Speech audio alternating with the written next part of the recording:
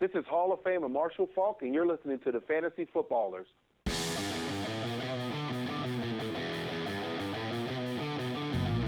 Welcome to the Fantasy Footballers Podcast, coming to you from the FantasyJocks.com studios with your hosts, Andy Holloway, Jason Moore, and Mike Wright.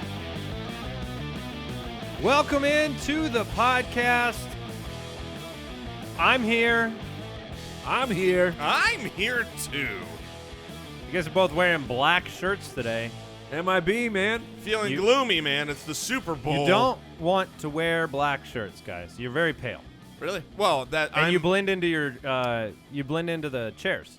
You're just like floating heads. That's all right. Most of the time, I am pale, regardless of the color of my shirt. Speaking of gloomy, okay. Today is Groundhog Day.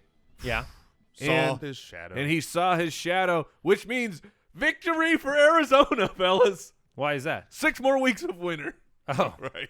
Yeah, we did it. It's only 70 degrees. Every single year, my wife gets excited for that because I guess in her childhood, that was a big thing. You know, the Punxsutawney Phil or whatever it is. Yeah. I'm sounding dumb while I say it.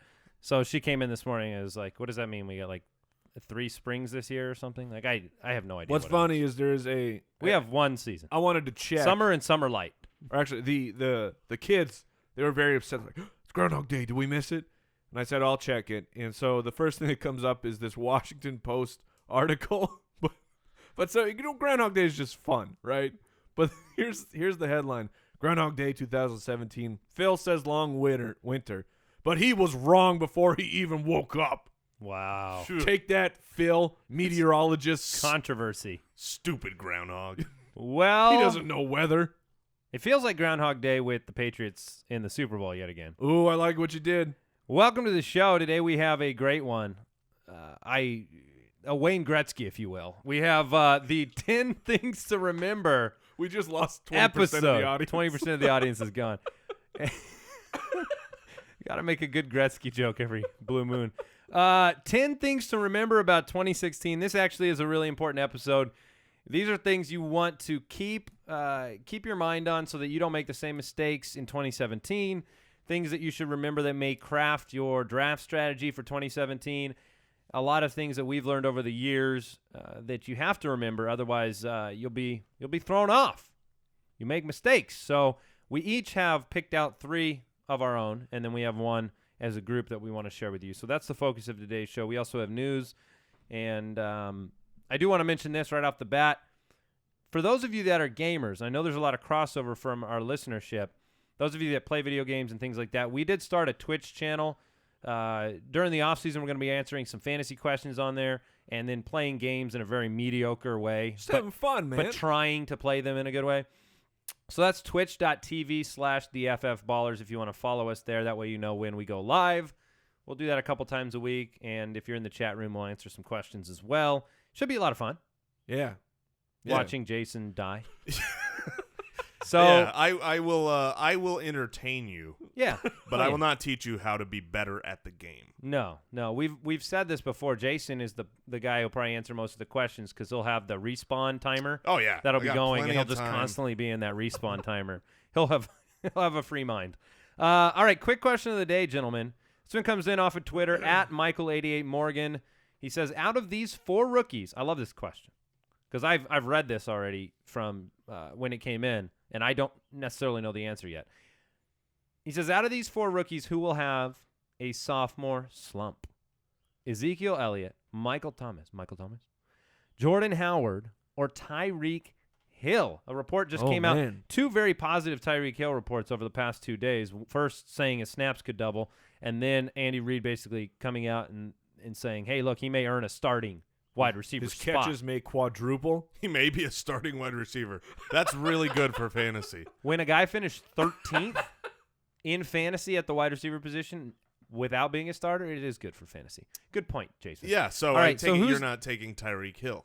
Well, look, I don't think that Ezekiel Elliott or Michael Thomas are in consideration for me here. I agree. I actually do think that there's a chance Jordan Howard has a sophomore slump, and I think there's a chance Tyreek Hill has a sophomore slump. Yeah. So those are the 2 considerations for me. Which do you lean towards? I lean towards Jordan Howard, And I lean towards Jordan Howard more because of how good he was in his rookie year, how usable. Tyreek Hill, sure, he finished where you say he finished, but the reality is he wasn't always started. He wasn't a guy that you plugged into your lineup week after week after week, even though you could have. Like, if you did it, Sure. you were all right. But there wasn't the feeling. Whereas Jordan Howard became this must-start weekly running back, and I think he's going to be drafted. There's going to be someone that's reaching, maybe the back of the first, early second round for Jordan Howard if things fall the right way in the offseason, and he has a much better chance of disappointing than Tyreek Hill, who I don't think is going to be drafted ahead of the fourth round. Your qualifier for the disappointment is the draft position versus risk reward. It has to weigh into it. A larger drop is essentially what I'm saying. Yeah, I mean, you do have an example of this with a guy like Jeremy Hill who came out, set the world on fire. Everybody, this is the new Marshawn Lynch. Look at that yards per carry, and then disappointed. We have a much more recent example as well. His name rhymes with Shmad Shmurley. Yes, Shmad Shmurley of the I don't want to name names. Schmandrelous Schmams. Another great example. You come out as a rookie. Obviously, we love the offensive line in Dallas. Ezekiel Elliott, the talent. Michael Thomas proved himself this year. High reception totals. This wasn't a flash in the pan. Is Drew Brees still there? Yeah, Drew Brees is still Then there. he's still good. So who you would say Tyreek? I lean towards Tyreek Hill, but my caution on Jordan Howard is like Jason's saying. I love Jordan Howard. I think he is a beast of a running back. But the problem is we have seen so many examples of running backs on bad teams. It falls apart. If he doesn't have the gas to carry the team and his what I love out of a running back, especially a first-round running back, I want a guy who I know is going to catch the ball. And Jordan Howard, while he had 50 targets. So, he's getting targeted. He had a drop percentage of 14%, which is ridiculously high. So, and we know John Fox, his history with running backs, is he going to say, well, I'm going to go out in the draft and I'm going to get me a scat back. I'm going to get a guy here who I know is more reliable in the passing game than Jordan Howard. So that would be a huge dent to his value, in my opinion, for a first-round guy. All right, let's go ahead and jump into the news. News and notes from around the league. We do get emails quite a bit. People wanting to support the show. The best way you can support us, check out jointhefoot.com.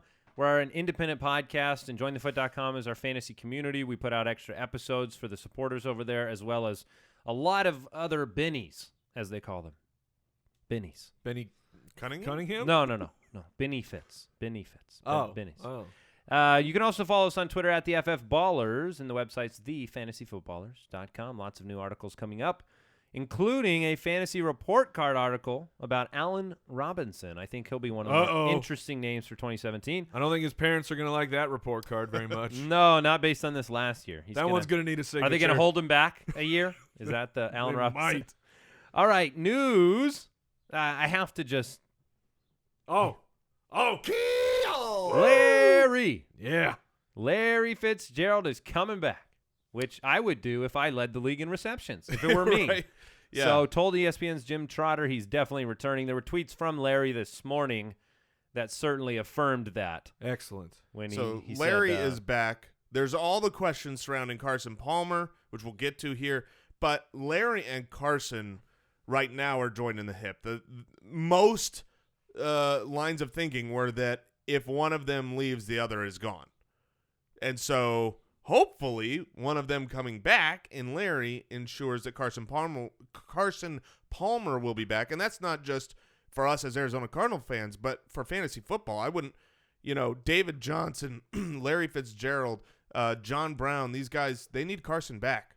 To me, this says if Larry he says, all right, this early, I'm coming back, that means he talked to Bruce, he talked to Steve Keim, and they have told him Palmer will be here or we will go get Tony Romo. We're not going to have you come back for a rebuild and waste another year of just garbage when we have no chance to win. To me, that's what they said. They've promised Larry that they will have a starter caliber quarterback. This is a team that has had a top 5 defense in consecutive years. Obviously, they were in the NFC title game 2 years ago. Last year, like Carolina, had a very disappointing season. but they are the type of team that can come back with a vengeance if the pieces are healthy. Pat McAfee retired. That was a long moment of I silence. said that because, Because it's so bizarre? Well, so if you haven't heard, the Colts punter, he's going to write for Barstool Sports. he's 29. He is. And he was the best punter he's a in good the league. punter. Yeah, exactly. He's not even a Pro Bowl player. He's all pro. He is literally one of the best, if not the best. Did you call him McAfee? Isn't it McAfee? Yeah, that's why. That's why. I that's paused. where the pause. Okay. That's why I paused. I was.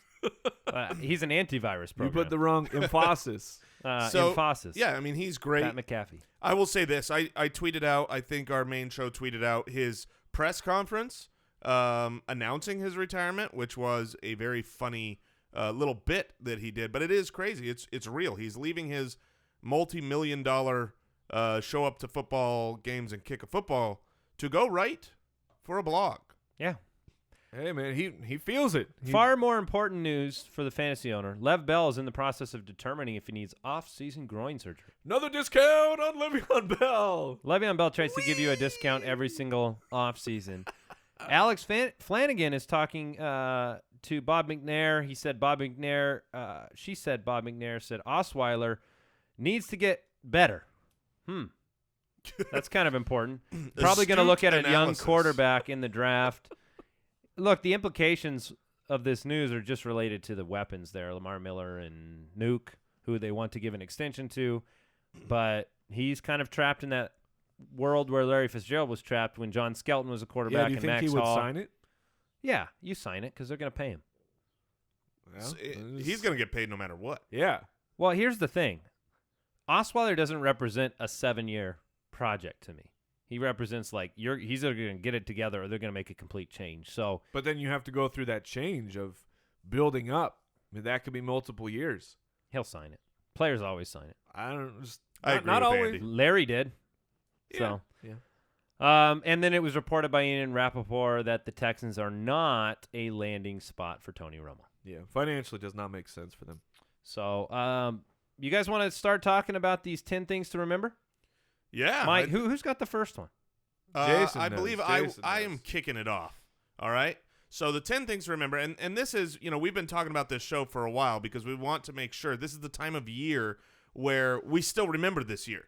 And we always think, always, we think, well, I'm going to have this information from this year, and next year I'll remember all of it. And we never do. Every single year I look back and I go, oh, man, that's right. I should have learned my lesson before. So here is my first thing that I want to remember going into next draft season. And it's super obvious. Quarterbacks matter to wide receivers. Like, duh, right? That's super obvious. But if you look at the top 10 wide receivers, right? Your best fantasy options this year, 6 of them were drafted in the first 2 rounds. So that makes sense. It's like, okay, well, I got the best wide receivers. They were really good. But the 4 guys who were not drafted in those first 2 rounds, they were T.Y. Hilton, Devontae Adams, Brandon Cooks, and Michael Thomas. What do they all have in common? They all have a Hall of Fame caliber. We're not talking a good quarterback. We're talking about Andrew Luck, Aaron Rodgers. Wow, you're putting Luck in the I'd Hall say of that's Fame already? That's a little early for Luck, but I get what you're saying. Luck will be a Hall of Famer. An elite quarterback. And Drew Brees. And if you look at the guys who were drafted higher than many of these guys who didn't pan out, Brandon Marshall and Demaryius Thomas and DeAndre Hopkins, what do they have in common?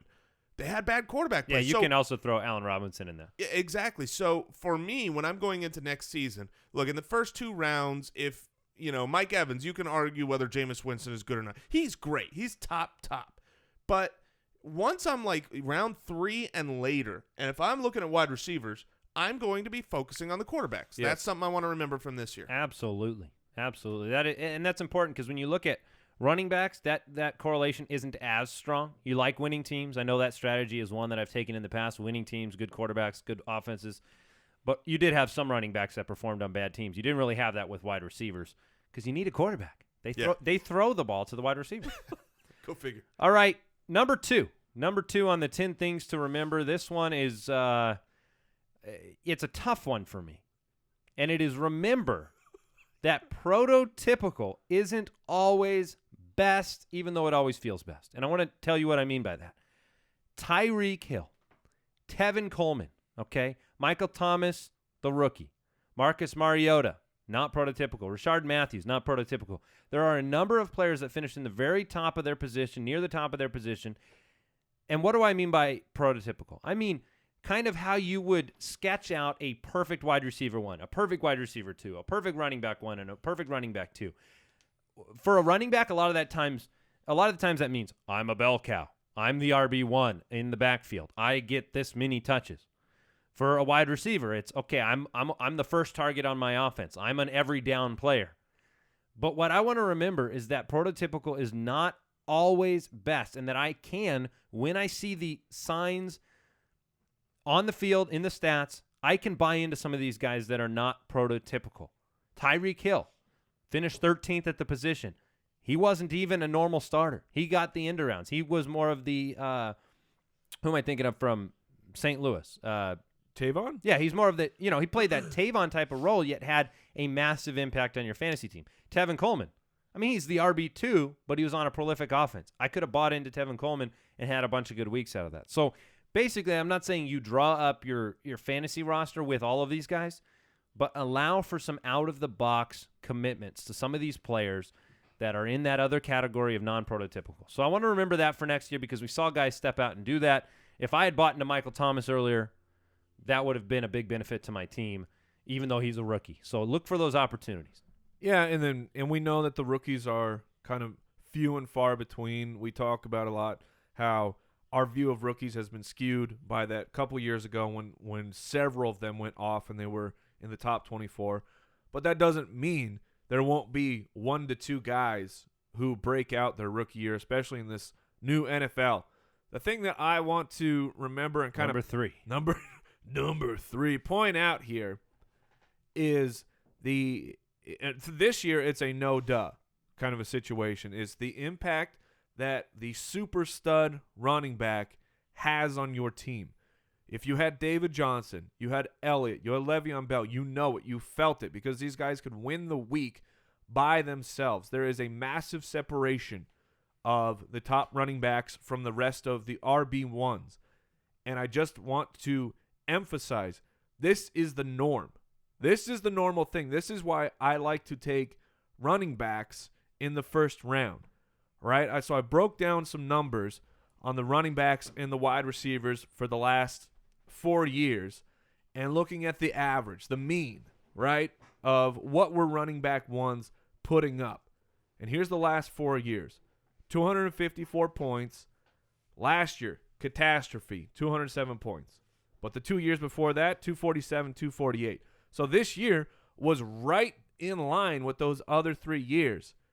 And the point that I want to emphasize on that is the standard deviation, right? I know we're getting a little mathematical on you, but I just want to point out that this is what the top-end guys do for your team. The standard deviation for the top 12 running backs last year was almost 50 points.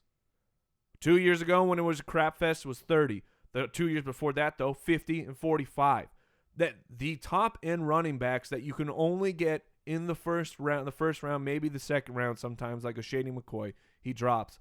I just want to re-emphasize the impact that these guys, this is not, this is the trend. This is the norm. The 2 years ago, that was the fluke. Kind of like I'll talk about, or we will be talking about eventually, about how wide receivers this year was just, it was down. And I don't want you to overreact. And I love me getting a running back one in the first and second round. Yeah, I can get behind that. I mean, it's just a matter of points. You want more points than your opponent. And if you look at the best running backs and the best wide receivers, the running backs score more points. I just want to emphasize that this is the normal thing. Last year was the abomination. So for my next point, the thing that I want to remember this year, and this one is like a 2 year Number four. This is like a Number 4 year memory for me, because it's taken a while to see this over a longer period of time, where guys that I liked and I saw reason for liking them. You know, I look at a player and I go, I expect something big for him. Kyle Shanahan's coming. I think, Matt Ryan's going to be big, and it doesn't happen. and I get it wrong, right? Last year, Matt Ryan was my number 3 ranked quarterback going into 2015, and people were like, "What? That's crazy!" And it was crazy because he didn't do well. Same with Travis Kelce, who we loved the previous year, and Melvin Gordon. Some of these guys that my analysis said there are reasons that I really like these guys. Well, what happened in 2015 with the Melvin Gordons and Travis Kelce's and Matt Ryans is it didn't pan out. And so we swung the pendulum too far to where these guys were buried. And Melvin Gordon is, not going to be able to do it. Matt Ryan is just Matt Ryan and these things. So for this coming season, I want to remember some of the guys that I liked, that I saw reason and rationale for them to step forward into a big role and not kill them, right? I'm still going to take into account it didn't happen for them. So, a list of guys that, for me, John Brown, right? He had injury concerns this year that came up. Eric Ebron didn't really step forward the way I wanted. You're saying these are all players that you were high on that before I was the high season. on before this season. Tyler Boyd. With reason. Allen Robinson. And I'm going to go ahead and duck behind the counter here and even throw out Kobe Fleener. Okay, these are guys that I liked coming into this year who did not pan out. And what I want to remember this year is I want to remember those guys and think I'm not where I was last year, but I'm not throwing them out. Yeah. I still see reason that some of those guys can bounce back, and we might just be 1 year early on it because, that happens every You every could year. also call this kind of, visiting the fantasy doctor, so to speak, because these guys, they burn you. They wound, they puncture you in your soul. And then you want to throw them out because you just don't want to deal with the potential of them disappointing you. You're again. garbage. You were garbage once, but if you've watched the NFL for more than 1 year, you understand that sometimes guys have down seasons. They bounce back. So you got to get – And a lot of the times they represent value, obviously. Yes, and bandage up, man. Put some salve on the wounds. Some salve. All right. Before we grab number 5 on this list, I have number 5 for you.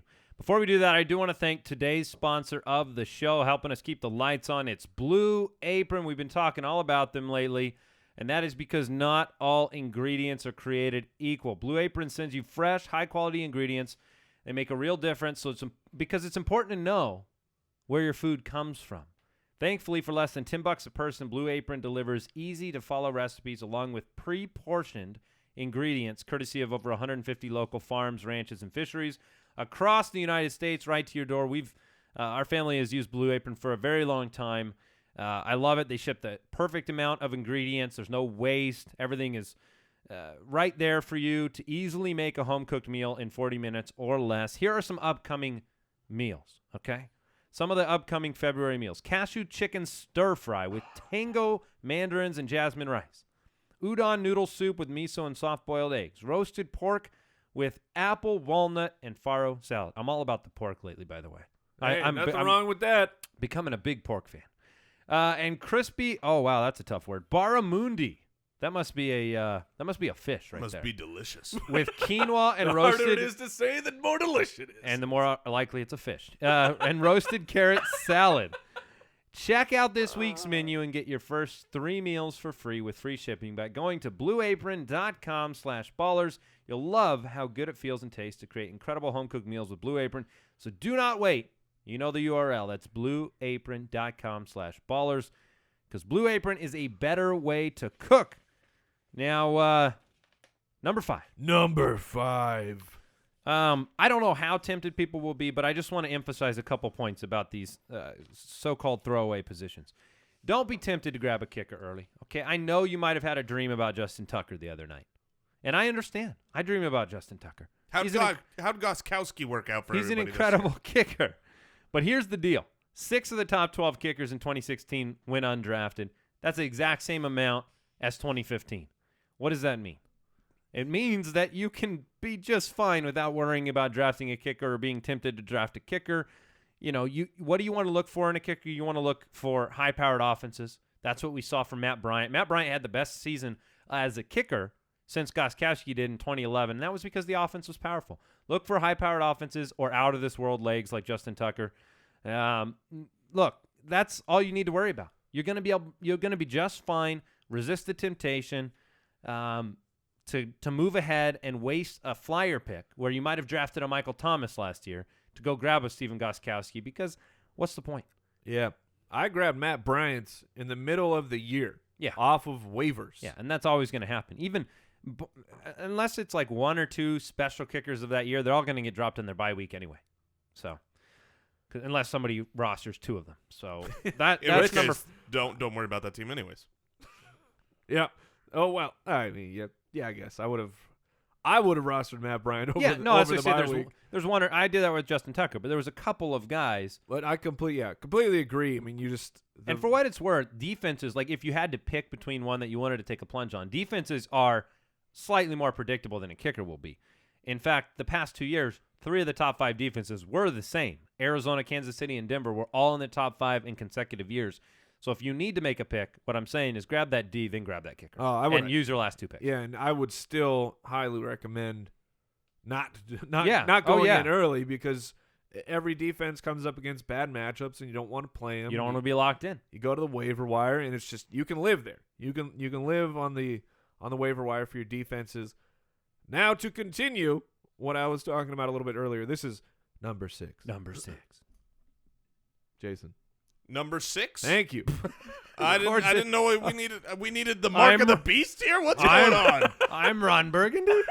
I didn't know you were waiting on me. Yeah, I'm sitting here going, I'm not number 6. No, I am. I just wanted you to be involved. Yeah, that is weird, Mike. You should have skipped 6. All right. So number 6 here. Well, speaking of mark of the beast, we're talking about bust data here. So I guess maybe there's a correlation.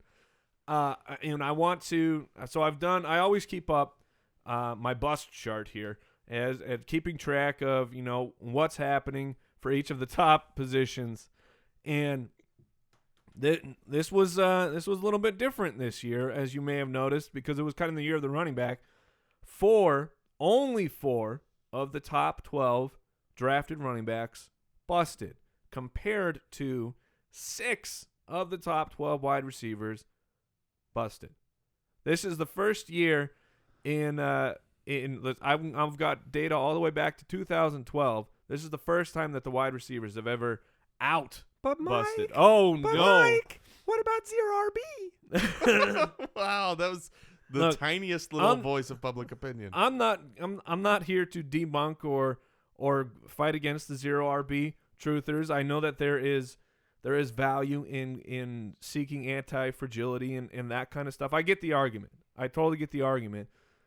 But I just think that, as I talked about, that the top end running backs are where I want to be. But my point for this is I don't want you to swing the pendulum too far. Now, when I'm saying I take the running backs early in the first round, right? When it's the back of the first and 8 running backs have been selected, I'm not going to be a dummy and just say, well, I got to take a running back here. It's the rule. When Antonio Brown is still on the board, because he's still the best player available.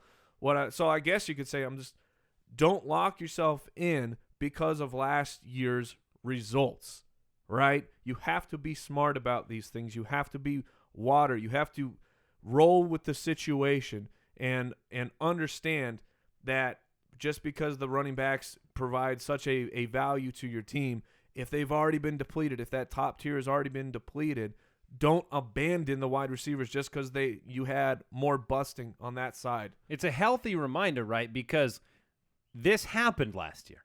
Right. Wouldn't you say? I mean, wouldn't you say this yes, happened? And that's why I'm bringing it up right now. And if you had followed this advice last year, you probably would have had a top-tier running back. Right. That would have been your... You could have had 2. You wouldn't have... Yeah, you could have had 2. I mean, like, there were several leagues where I ended up with Shady and Lev Bell or something like that. Yes. Where... Last year, the overreaction was because of the bust data at the position. But you got to look long-term, and you can't swing the pendulum too far or you miss out on value. So, Jason, number 7. Number 7, this is for me personally and for many listeners out there who have made trades in the year. Some of them work, some of them don't.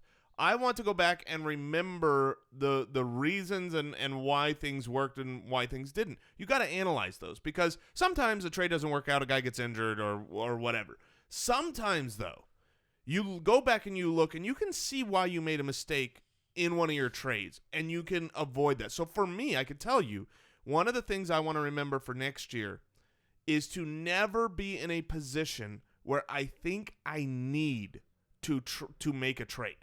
If you are in the position where here's Would you call that desperation? Yeah, basically. Well, Or it kind of boxing locked yourself myself. Yeah, into you're boxing yourself into something. So here's what happened with one. In our league of record, I was 5-2. I had a really good team, but I looked at some of the other teams in the league. I looked at like 2 other teams, and I go, man, those are like powerhouse teams. You got scared. And I thought, I know I'm good. Even though your team was great. I know, yeah, my team is great, but I'm going to go to the playoffs, and I'm going to match up against these. I need more firepower. And it became this, like, need obsession where I thought, I have to do it. This team can't win. Couldn't eat. Well, I could always eat. I mean, let's be honest. Oh, yeah. couldn't sleep, though. Speaking of that, I'm starving. But so what I did is I ended up making some moves where, I traded Larry Fitzgerald for Brandon Marshall and gave up more pieces as well. And because at the point in the year, I thought Larry couldn't get it done for me. And I went after Greg Olsen. I made my team great, but I ended up doing these trades that actually hurt my team. And I think I did that because I was so focused on I got to get a deal done. Instead of finding the right deal, I just was like, I need it. I need it today. Let me expand on that, too, because I think one thing you can do in your league is if you made a handful of trades this year, go look at how those trades broke down. Did you make a lot of 2-for-1 deals, either with you getting the 2 or them getting the 2? Look at those deals. Did all the trades that were 2-for-1s actually end up in your favor or not in your favor? Break down how – because individual leagues, the people in your leagues, who you trade with, they do affect, the value that you get back. So it's good to look back and say, hey, look, I did 2-for-1 trades 3 times last year where I sent away a good player and got 2 back, and all 3 times it actually didn't end up in my favor. You won't make that mistake again if you can go back and identify the pattern of why you made that mistake. Because sometimes you get those trade offers, and they send those 2 juicy names, and you're like, oh, I'm going to give up my star because I need to be more well-rounded. And it doesn't work out, but so learn from that is what Jason said. Yep. It's the stock market, right? You got burned because you bought high. Right. Yes, You bought exactly. the ultimate high of Greg Olsen. So it can work out. This is not something that experts avoid, by the way. Right. It is high. It is super tempting to go buy a guy very high. You want that production on your team, but learn from it. There's the danger of buying high is we talked about. This is like when you draft a quarterback early.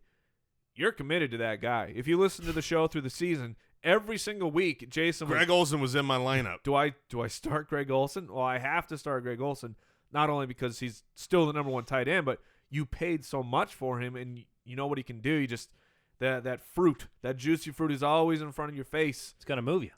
Oh, it's going to get right to you. All right, number 8. Number 8. I think this is one of the most important ones. Remember the fallen. Oh man, I do have it. Remember the fallen. Guys coming back from injury are perennially underdrafted and doubted. Okay, this is one of the most important things for you to find value in the upcoming draft. Yes, their risk may be a little bit higher because they're coming off an injury, but their bargain price presents upside that you do not want to forget. Who am I talking about? I'm talking about everybody from Eric Decker, Keenan Allen in the early injury, John Brown in the sickle cell problem, Tony Romo went down, may land somewhere else. Eddie Lacy played very little this season. Yep. Jeremy Hill. We don't know how banged up he was throughout the season. We know he was banged up. He looked to not be healthy. Gio Bernard. Bernard missed a huge part of the season. And then guys that got hurt at the end of the year, right? Derek Carr, Melvin Gordon, even some of these other guys that are maybe smaller that you're not thinking about. Randall Cobb seemed like he was actually hurt for the majority of the year, came on towards the playoffs. Ben Watson went out. If you looked at the numbers for Dennis Pitta, the target at the tight end position in Baltimore was insane. Like, his targets were insane, yet Pitta's efficiency and fantasy production were awful. And Ben Watson's coming back. 1.5 hips. Yeah. So there is value to be found in the forgotten, injured, fallen guy. It is a great point. In fact, it's so great that I actually, when we were making ours, I had essentially this point with 4 guys, because to me, Andrew Luck, Melvin Gordon, Le'Veon Bell, and Zach Ertz. I want to remember next year how good those guys were, because here's what happens. Next year we're going to look at the lists, and we're going to forget the nuance of the season, and we're going to see that Melvin Gordon was, he was a top 10 back, and that's pretty good, so he had a good season. But you're going to forget that he was a top 10 back while he played, 13 games, and that Andrew Luck. He was a monster. Andrew Luck was a top 5 quarterback. It's pretty good. He was the only guy up there who didn't play a full 16 games. They were better than same with Zach Ertz. Zach Ertz, he was like the 8th best tight end. He missed 3 games. If you drafted Steve Smith, Jimmy Graham, Jordy Nelson last year, you got value. They outproduced their draft position because they were falling from the year before. Nobody wants to take that risk, and I'm not saying you fill your roster with these players. I'm saying you find the best value They can Jamal Charles on you. Sure, they can. They can do that. Mike, number 9. Number 9. Number 9. Thank Mike. you. Welcome to the conversation, 9. Jason. No, what? 9. What? 9. What is happening? 9. 9. Are you going 9. Finding Nemo on me? Yes. Go on, Mike. Number 9. This one. This is a personal reminder from me To yourself. to myself and the Foot Clan out there, where this is not necessarily a strategy thing. This is, we always take an overarching look at the game of fantasy football, and there's also some fun to be had combined with the winning. But my point is this: there's not much worse than losing with a guy that you don't like, that you did not believe in. Illustrate that point for us, Mike. My point would why don't be you relive this point for us? My point would be this season, if you followed the show through the offseason, there would be very contentious and heated debates between, I believe, mostly me and Andy. I think Jason was very on board with. I was in the middle. You're in the middle? But Andy loved Doug Martin, and I did not. Oh, I you hated I Doug wanted Martin. nothing to do with Doug Martin. The season rolls around. He gets hurt right away. Oh, my gosh. He gets hurt right. What? Oh, what are you remembering? I just remembered what I asked you to remind me for this show. So now we're going to have 11. Oh, okay. All right, we we got got a the bonus. 9. Write it down so you don't forget. 9B. So All right, here's continue. and as you follow, Doug Martin got hurt, but we talked about all season the juicy playoff schedule, and not even just the playoff schedule, but after week 7 or whatever it was, everything opened up for the Tampa Bay Buccaneers. Their schedule became unbelievably good. So I went and bought Doug Martin. I paid pretty hefty for Doug Martin, despite not believing in him personally, not really wanting him on my team, but seeing an opportunity here that I thought was just too good to pass up to get what could be a high-level running back one. Well, as the year went on, Doug Martin buried me. He buried me because I had traded away my assets. I couldn't do anything else. I was hamstrung. I bought, As was he. yeah, very nice. But I had no choice. I had to play him. Meanwhile, waiver wire pickup Jacquizz Rodgers on my team was much better for me. And it's just, I just want to remind you. You're saying the burn is stronger when you have a when bad. you don't like the guy, it's just far worse. Go down with your best. So I'm reminding myself next year, if there's a guy I just don't like, I'm going to accept them. And I talk about this, accepting the miss. If there's a guy that you don't want on your team, you have to be willing to be wrong. And generally, I follow that theory of thinking, but I let it get the best of me this year with Doug Martin, and it ruined me, and it really, really sucked that I went down with Doug Martin. Right. Jason, you said you remembered an extra one here. Yeah. So we're going to squeeze it in before number 10. I appreciate that. So this was 9B. 9B. This was something I asked Mike to remind me when we do this show. You're want welcome. to do this. I Yes, just thank reminded you. you. And he couldn't remember, and I couldn't remember. But this, you'll clearly understand why I remembered now. This is dangerous because it's not been vetted. So this might be a terrible advice. No, don't overreact to playoff schedules. Oh, this right. is the That's second right. year in a row that I feel like there has been too much overreaction. And when I look at myself as an analyst and I want to get better, look, there's players you hit on, there's players you miss on, every single analyst. But there's two genres I feel like I made mistakes on, and I need to get better. Yes, one was romance. My romantic life with Greg Olson was not good. Weight loss. Weight loss is the second, so you guys see right through me. Weight loss is a genre now? It is today. No, but the two areas, one was injuries. I feel like I got it wrong on Jamal Charles. I thought he was going to be able to come back. I got it wrong on Jimmy Graham. So I want to remember the injured guys now and be more astute with that. But the other is the playoff schedules. I mean, who was worried about Aaron Rodgers midway through the year? Well, I think all three of us might raise our hands, but definitely me, because you looked at that playoff schedule and it was nasty, and he wasn't that great the first half. Yeah, the things things aligned Devontae for Adams for the line of thinking. For Devontae Adams and Jordy and Aaron Rodgers, who were hot fire in the playoffs, that a lot of people got rid of. And then on the flip side, you're Doug Martins and the guys that you need to trade for because they've got a good Evans, playoff schedule. Winston. Think about the previous year as well, Even when Breeze. people were off of Julio Jones because they played, The Panthers, yeah. the Panthers twice, and it was fine in the playoffs. We've got to remember for next year that we can't overreact. And I think we always remember that in the draft season. Like in draft season, we discount playoff schedule. We don't care at all. But midway through next year, I feel like we're going to care just as too much.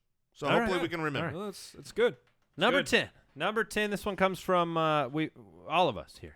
This is number 10. Remember What was wrong?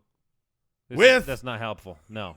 I'm going to take this one. This one's mine. All right. Remember what was wrong with your league and fix it now. This Fix is the it time now. of year.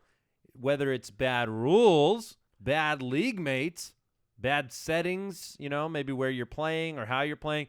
Playing waiver and priority instead of fab.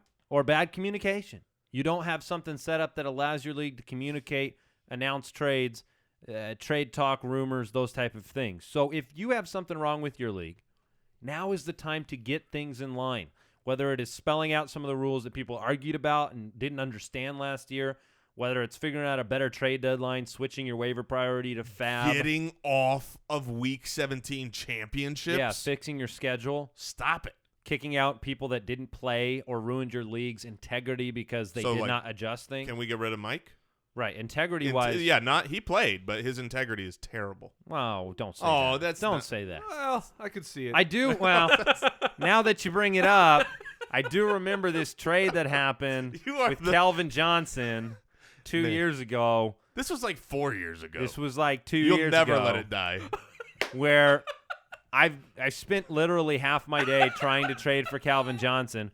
I decide to go to Mike for some advice and tell him not to do anything, and he goes home immediately and trades for Calvin Johnson. Oh, you swooped in. To be fair, like it was a monster. not immediately. We almost lost the friendship. It was at least a couple hours. Yeah, it was a couple hours. I'll tell you what, that evening we played in a flag football game together, and I didn't want to be near you two because it was like, ooh, there's some tension. Yeah, it was Calvin tension. Yeah. It was some CJ. All right, Mike, you're gone. Anyways, this is a good time to remember to address those things with your league, as well as maybe you're in a league, you're not running it, right? And this is presuming you're running the league. If you're not running a league and it's not a healthy league, you can find a healthy league. Don't believe that, okay, so I've got, two bozo friends that are running a league and everybody's inactive. Check out jointhefoot.com. I've been telling people, I went on to Join the Foot this morning. We have footclanleagues.com. If you're a supporter of the show, you get access to that forum. Right. And that forum, every single day, people are posting both local and online leagues. There was a keeper league that someone posted. They're starting up yesterday, and it had already had like 18, 19 people that wanted to get in. So these are listeners of the show. These are educated players that are active. We care about having fun. Yeah, we had a ton of these leagues last year where people just, whether it was local or online, they got together, and then they had a good time playing in a league where people actually want to play. Actually want to trade. I still want the first marriage. I want it. Wait, you want a marriage? I want a marriage from one of these local leagues. That would be amazing. I want. If you get married because of that, you can come on the show. Yeah, we'll interview. And you better invite us to your wedding. I'll fly to it. I'll go. So the most important thing here, remember, get married to somebody who loves fantasy football. Yeah, and that's the lesson. Before we leave, I want to tell you a shout out to to another podcast that is out there that's doing some cool stuff. Brand new. It's called Playing with Science. I know, Mike, you're a big fan of Neil deGrasse Tyson. Love Neil. Right? The Love Star him. Talk podcast. First name basis. Well, I wish. I would. Neil, look me up. Yeah, so this is the same this is the same guys that made that podcast. They're doing a sports one. It's very much like a sports science podcast. Pretty cool. I think the first episode, they're two hosts, one of which is a host from Star Talk. They're going to be going through the Super Bowl. They're going to have OCU Manora on and Santonio Holmes on. So you'll have to forgive that part of the segment. Arizona fans. Neil deGrasse Tyson's actually going to be on there. So they'll check out all sorts of things like, Steph Curry's shot, and it's going to be pretty cool. So that's Playing with Science podcast, if you want to check it out. Science! Check it out. Check it out. All right, that is it for today's show. Stay tuned for the show after the show. And remember, check us out on Twitch. If you're into games, twitch.tv/theFFballers. And fantasyjocks.com to get your trophies. The code is footballers. See you on Tuesday. Goodbye. Go Patriots. Thank you for listening to another episode of the Fantasy Footballers Podcast. Join our fantasy football community on jointhefoot.com and follow us on Twitter @theFFballers. You tried. Try to get a fumble. You tried.